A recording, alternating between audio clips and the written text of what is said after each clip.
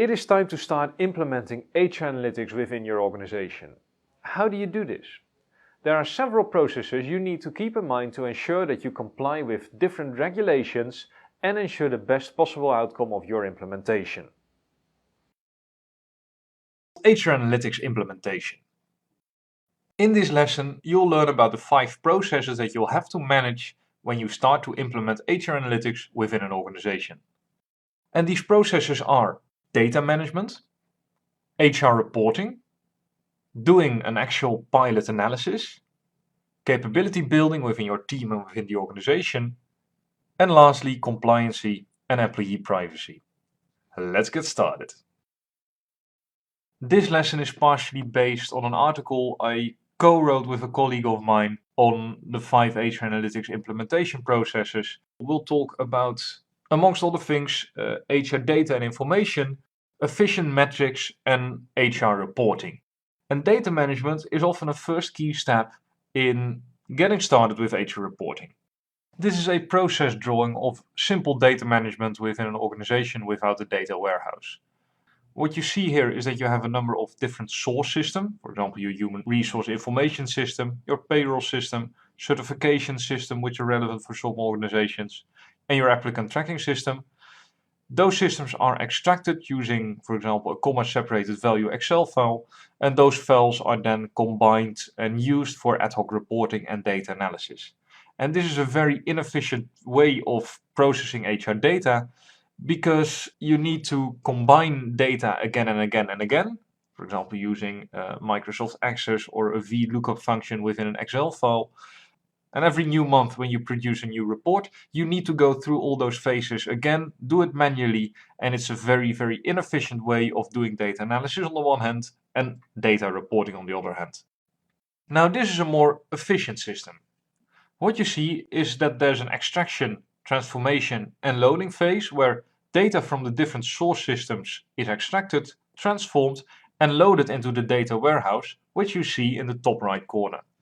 And the data warehouse contains, in this case, metadata, summary data, and unprocessed data.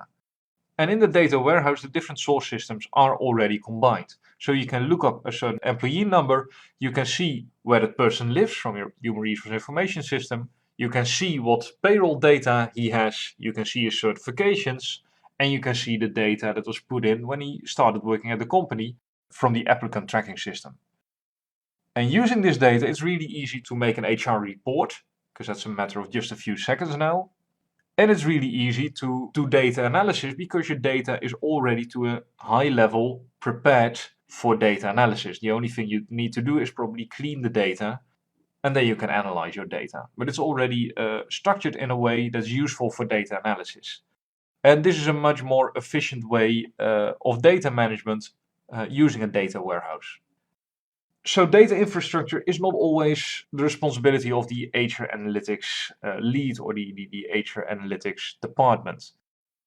Discuss the data infrastructure with IT and with the HR data department, because the direction they are going in will really influence the effort it will take you to start with HR analytics and your future roadmap.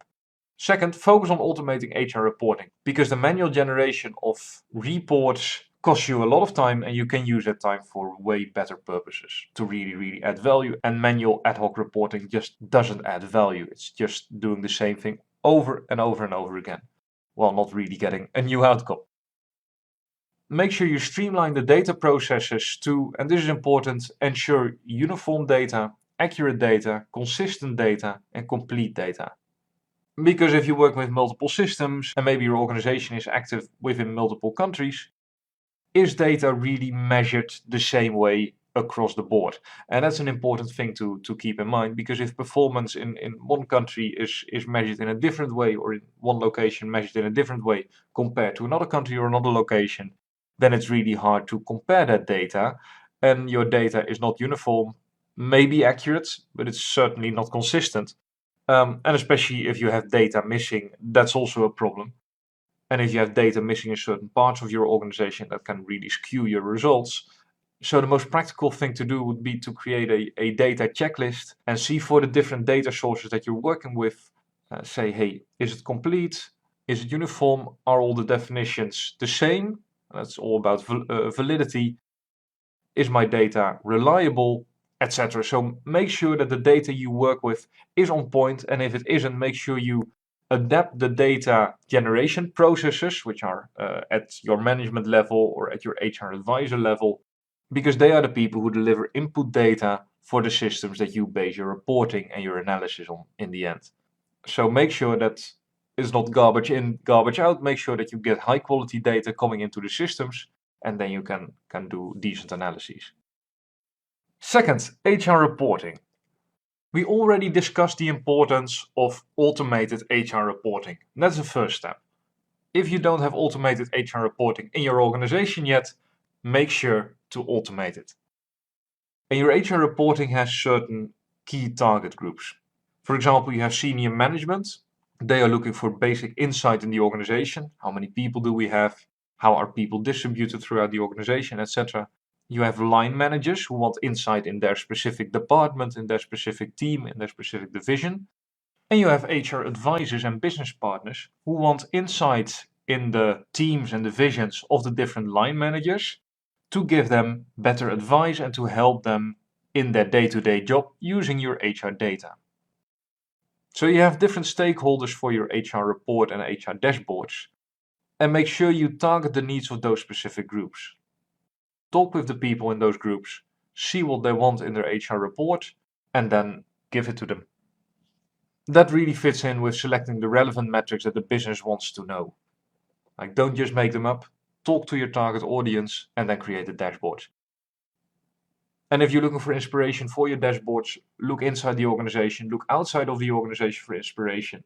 A lot of different software suppliers offer the ability to do nice data visualizations, data reporting. For example, you have Microsoft Power BI, which does a really nice job on reporting. Tableau is another organization that really easily enables you to report your data. So don't be afraid to look outside of the organization. Don't try to make everything up yourself. And talk to your marketing guy or the nearest marketing guy in either the HR department or maybe even in the marketing department. Make sure your dashboard is intuitive so you don't have to explain it to people. It just works for them, especially for your HR advisors and business partners. They usually don't like data. Make sure it's intuitive. Your third process is your pilot analysis. Because while you're concerned with data warehousing and HR reporting, you can already start with some actual HR analytics. Start off with low-hanging fruit, which is easy to analyze, relevant for the business. It provides actionable insights, which are insights that you can really take action on. Start small with a small project, a smaller problem, which is easier to solve, with smaller amounts of data, which doesn't require you to clean the data for a year before you can start with your first analysis, which doesn't require you to clean your data for a full year before you can do your first analysis. Make sure you have a clear stakeholder in the organization who can evaluate your performance, and make sure you have a limited set of variables, because that makes the data cleaning process and the data analysis process much easier for you.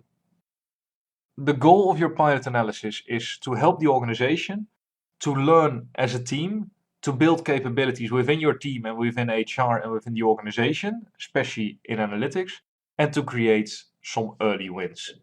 Because those wins are important to get more budgets, to get the morale up within the department, and to make sure that you can keep going. The fourth process, capability building. When we talk about capability building, we're not just talking about the HR analytics team. Think about the capabilities within HR as a whole. Is HR able to work with data and to act on data? And when I mention this, I specifically think about the HR business partners and HR advisors who are trying to help the line managers to implement the right people policies and to manage their personnel the right way. And when your HR business partner knows your data and can actually work with data, they're able to give a better advice and to help the line manager in a better way.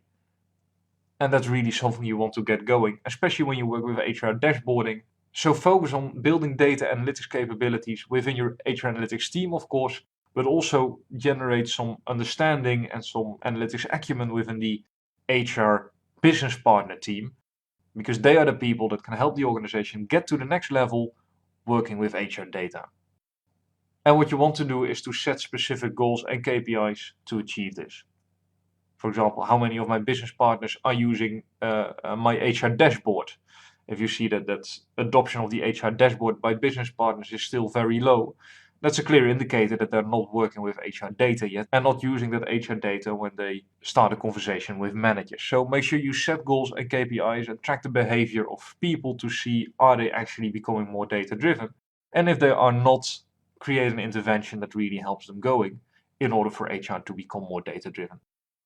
And this again refers back to the Kotter article of planning your success, creating a vision, and making sure that people are actually following the change process that you're initiating.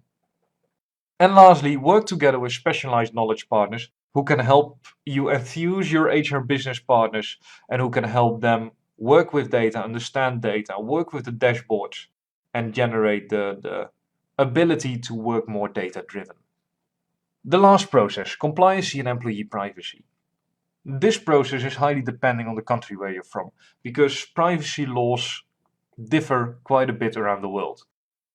The golden rule is to let either your privacy department or your legal department build an assessment framework for the data you're working with.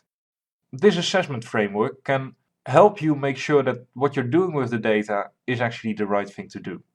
And it prevents you from making mistakes that you really don't want to make, because when employee data is leaked, that always makes for really, really bad PR.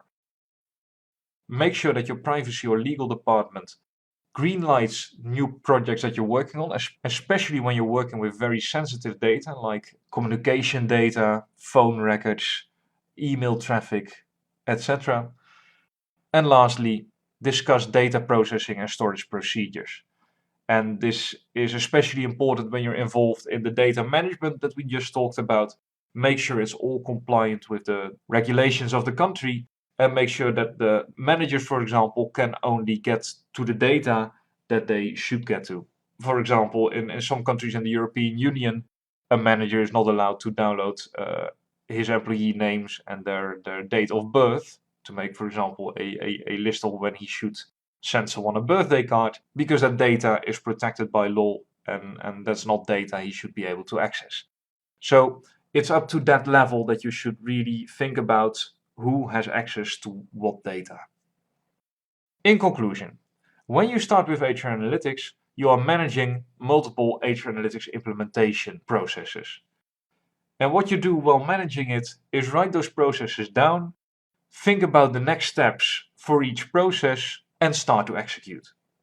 And those processes, we just talked about them, are data management, systems and HR reporting, pilot analyses, capability building within your organization and within your internal team, and compliancy and privacy. And what you see is that certain tracks go together. Because if you're doing a pilot analysis, you're starting with capability building in your own team. And when you finish the results of your first pilot analysis, implementing those results will help in the capability building of data analysis skills within HR for your HR business partners and outside of HR.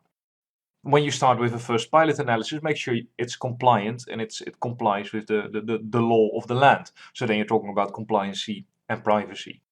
And data management and your HR reporting also go together, as you previously saw. Because if you're starting with HR reporting, you want to make sure that you have your data management in check, because that will help you do automated reporting and that will help things go faster and smoother.